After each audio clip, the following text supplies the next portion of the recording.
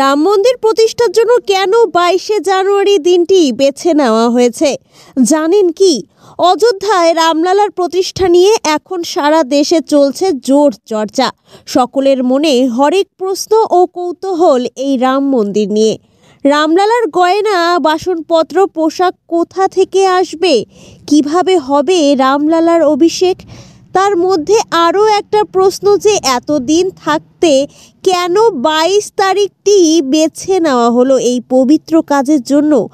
অযোধ্যার রাম মন্দির 22শে জানুয়ারি রাত 12:20 নাগাদ ধুমধামের মধ্যে রাম মন্দির পবিত্রকরণ করা হবে।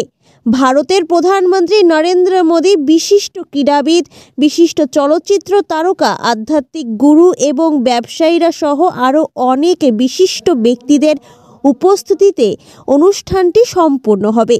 কেন 22শে জানুয়ারিকে রাম মন্দির অভিষেক অনুষ্ঠানের তারিখ হিসেবে বেছে নেওয়া হয়েছে? হিন্দু পুরাণ অনুসারে অভিজিৎ মুহূর্ত, মৃগশীর্ষ নক্ষত্র, অমৃত সিদ্ধি যোগ এবং সর্বাত্র সিদ্ধি যোগের সমন্বয়ে ভগবান শ্রী রাম জন্মগ্রহণ করেছিলেন। এই সকল শুভ সময়কাল 22শে জানুয়ারি 2024-এ সারিবদ্ধ হবে।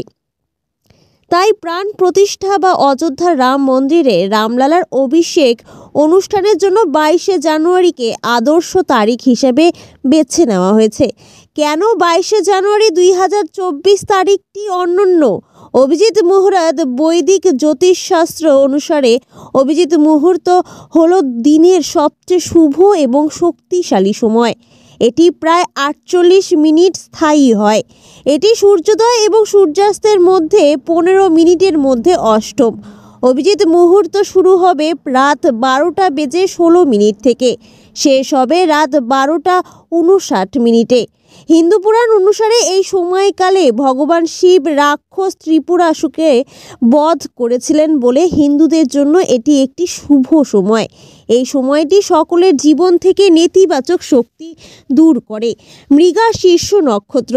মৃগশীর্ষ মানে হরিণের মাথা। বৈদিক জ্যোতিষ অনুসারে মৃগশীর্ষ হল 27টি নক্ষত্রের মধ্যে পঞ্চম, যা ওরিয়েনিস নক্ষত্রের প্রতিনিধিত্ব করে। মৃগশীর্ষ নক্ষত্রে জন্মগ্রহণকারী ব্যক্তিরা সুদর্শন, আকর্ষণীয়, পরিশ্রমী এবং বুদ্ধিমান হন।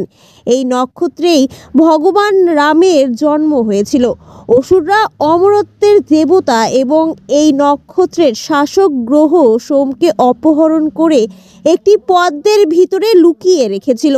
দেবতারা সাহায্যের জন্য হরিণের রাজা মৃগশীর্ষের কাছে গিয়েছিলেন, যিনি শেষ পর্যন্ত সোমকে মুক্ত করেছিলেন। 22শে জানুয়ারি মৃগশীর্ষ নক্ষত্র সকাল 3:52 শুরু হবে এবং 23শে জানুয়ারি সকাল 7:13 পর্যন্ত চলবে। অমৃত সিদ্ধি যোগ এবং সর্বার্থ সিদ্ধি যোগ। বৈদিক জ্যোতিষশাস্ত্রে একটি তারার চিহ্ন এবং একটি সপ্তাহের দিনের সংমিশ্রণে একটি শুভ সময়কাল তৈরি হয়।